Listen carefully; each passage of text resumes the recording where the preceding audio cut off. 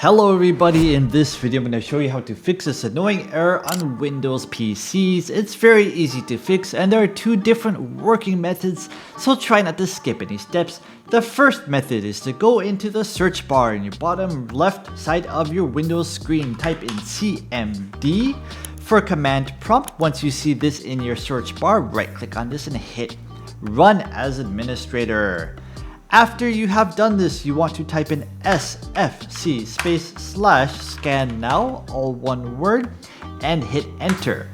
This will begin a system scan. This will take a couple of minutes to complete. What this is doing, this is going through all of your system files on Windows. It is checking for corrupted files, and if it finds any corrupt files, it will automatically replace them. This is quite useful. So wait for this to finish, and then reboot your computer and then restart the application to see if this has fixed the issue. If you have done all of that and the issue is still not yet fixed, you want to move on to method number 2. What is method number 2? I'll put a URL in the video description below, but when you click on it, you're gonna see this screen pop up. And on the left hand side, you're gonna see something that looks like this.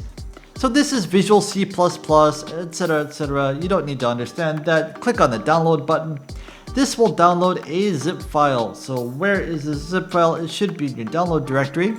It will look something like this. You want to right click on the zip file, hit extract all.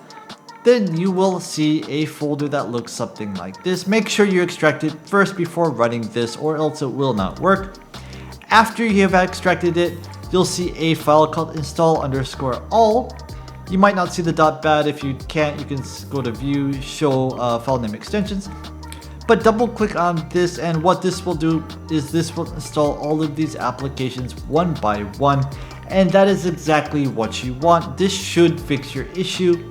If this video helped you, leave the video a like and please subscribe. I really appreciate it. See you in the next video.